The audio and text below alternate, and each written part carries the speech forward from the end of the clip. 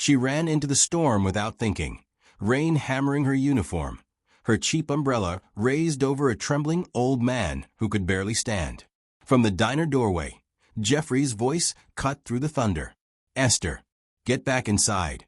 He's not worth your time." But Esther Thompson didn't let go. She whispered gently, "It's okay, sir. I've got you." What she didn't know was that this moment, this single act of compassion in a Michigan rainstorm, would shatter everything she thought she knew about her life.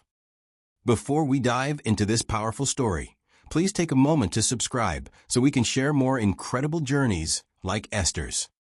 Esther Thompson was 28 years old and running on fumes. The morning shift had started an hour ago, but her body still ached from the double she'd worked the day before. Exhaustion lived in her bones now, a permanent tenant she couldn't evict. But you'd never know it from watching her move through the Jolly Plate diner.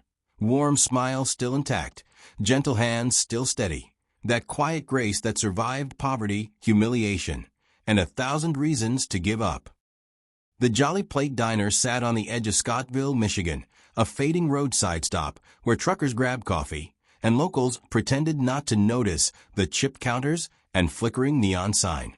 The smell of fryer oil clung to everything. The vinyl booths, the stained menus, even Esther's uniform, which had been washed so many times the blue fabric looked gray. This place was Esther's prison and her lifeline. Every double shift, every swallowed insult, every moment of biting her tongue, it was all for Solomon, her 4-year-old son, with a gap-toothed smile and questions that broke her heart. "Mama, why do they talk to you like that?" he'd asked last week, and she'd had no answer that felt true enough. "Esther." Jeffrey Epstein's voice exploded from the kitchen like a firecracker. Short, sweating, red-faced, he ruled the diner with cruelty disguised as management. "You wiping down that same counter for sport? Get moving." "Yes, sir." The words came automatically, conditioned by fear and necessity. Bryn, her co-worker, snickered from across the room, earning an approving nod from Jeffrey. The toxic culture here wasn't just tolerated, it was cultivated.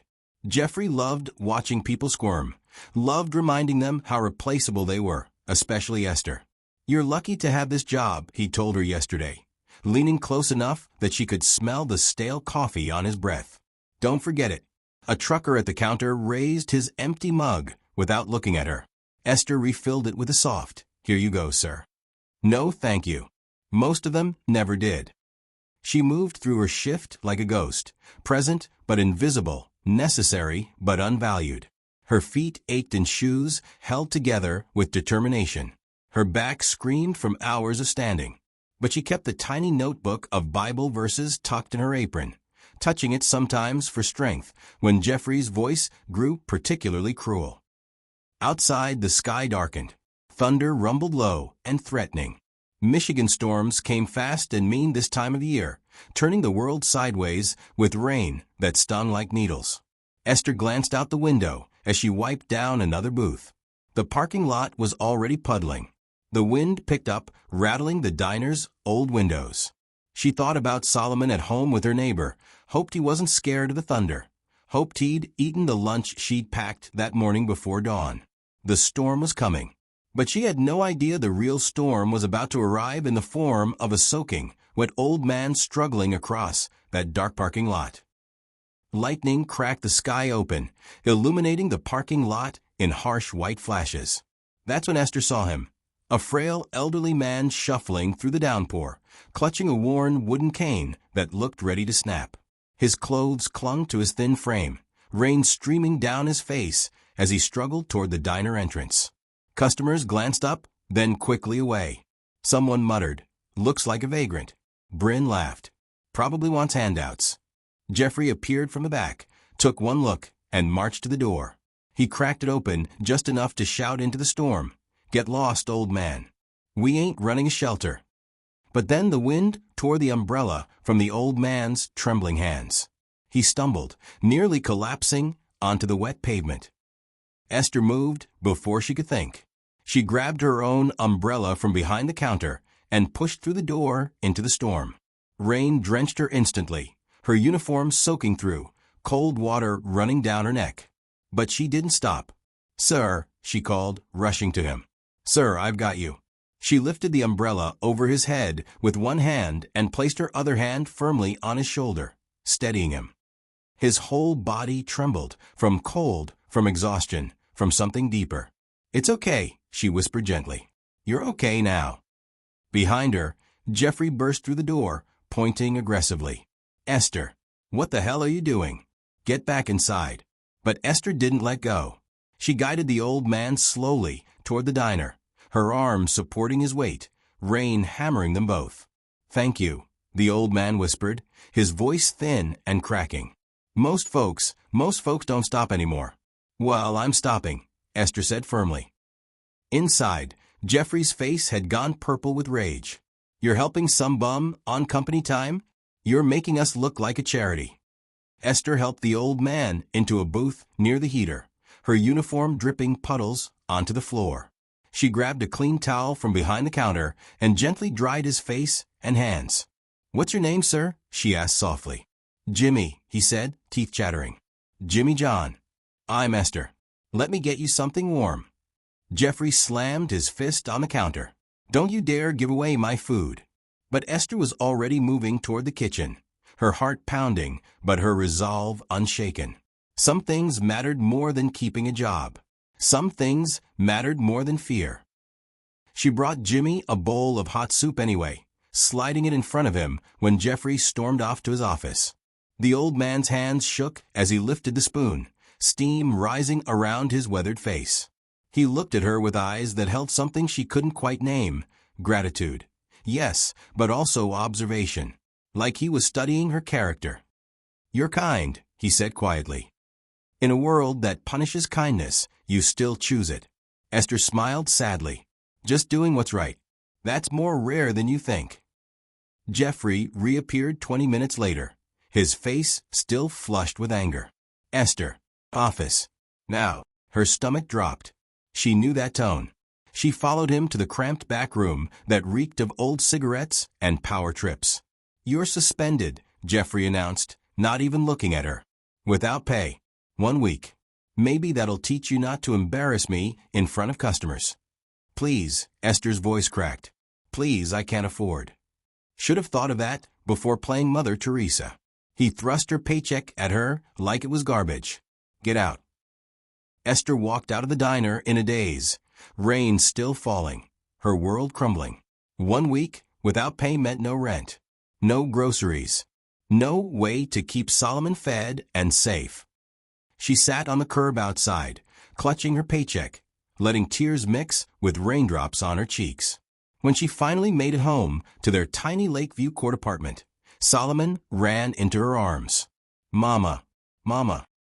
She held him tight, breathing in his little boy smell of shampoo and innocence, fighting to keep from breaking down completely. "Mama, why you crying?" His small hand touched her face. "I'm not, baby. Just tired." "Did you lose your job?" The question pierced her. "No, sweetie. Mama's just taking a little break." That night, after Solomon fell asleep clutching his stuffed dinosaur, Esther sat in the dark living room, staring at nothing. She'd done the right thing. She knew she had. But the right thing was about to cost her everything. She whispered into the darkness words her grandmother used to say. "Good things come back around, baby girl. You just gotta hold on." But holding on was getting harder, and she had no idea that tomorrow everything would change. The next morning arrived gray and heavy. Esther woke with swollen eyes and a heart that felt like lead. She'd promised Solomon pancakes, but the fridge was nearly empty. She was trying to figure out what to feed him when her phone buzzed. It was Bryn. "Girl, you need to get down here. Now. Something crazy is happening." Esther's hands shook as she arranged for her neighbor to watch Solomon. 20 minutes later, she pulled into the Jolly Plate parking lot and froze. 5 black SUVs lined the lot like a presidential motorcade. Men in sharp suits stood at attention, earpieces visible, posture military precise. Her heart hammered as she approached the diner entrance. Inside, the atmosphere had completely shifted. Customers stood in silence. Bryn's face had gone pale, and Jeffrey stood behind the counter, looking like a man watching his execution approach. Then, the diner door opened. Jimmy John walked in. But this wasn't the trembling, soaked old man from yesterday. He wore a tailored gray three-piece suit that probably cost more than Esther made in a year. His cane was polished oak with a silver handle. Security flanked him on both sides. His eyes, no longer clouded with exhaustion, were sharp and commanding. Esther's knees buckled slightly. "Mr. Jimmy?" He smiled, warm but powerful. "My name is Jimmy John, and I'm a founder of Big Chicken Corporation, the parent company that owns this diner and 43 others across the Midwest." The room went dead silent. Jimmy John's gaze swept across the diner before landing on Jeffrey. "Yesterday, I came here in disguise to see how my employees treat everyday people. What I witnessed was unacceptable." Jeffrey's face drained of color. "Sir, I didn't know." "Exactly. You didn't know who I was, so you treated me with contempt." Jimmy John turned to face Esther. "But this woman, Esther Thompson, she knew nothing about me either. And yet she risked her job, endured your abuse, and showed me compassion anyway." Tears streamed down Esther's face. "Ms. Thompson," Jimmy John said, his voice carrying authority and warmth, "I'd like to offer you the position of general manager of this location. Full benefits, substantial salary increase, and the authority to rebuild this place with the values it should have always had." Esther couldn't speak, couldn't breathe. "As for you, Mr. Epstein." Jimmy John's voice turned cold. "You're terminated. Effective immediately. Security will escort you out." The diner erupted. Customers applauded. Bryn stood speechless.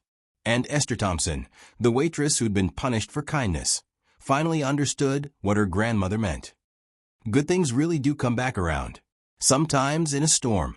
Sometimes in a suit. Always when you least expect it.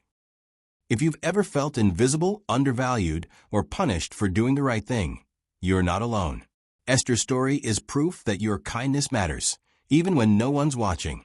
We find these stories and share them because we believe in you. Here's the truth. Every time you subscribe, every time you share, every time you engage, you're voting for more stories like Esther's to exist in this world. You're saying yes to kindness, yes to justice, and yes to hope. Thank you for watching Esther's incredible journey with us today. Stories like these deserve to be heard, and you help us share them with the world. If you enjoyed this, please kindly subscribe to our channel. It's completely free and helps us bring you more life-changing stories every single week. So go ahead, hit that subscribe button, hit that bell icon. Be part of the reason these stories keep getting told. Join thousands of others who refuse to let cruelty win. Let's walk this journey together and make compassion go viral. Your support means everything. See you in the next story. Thank you.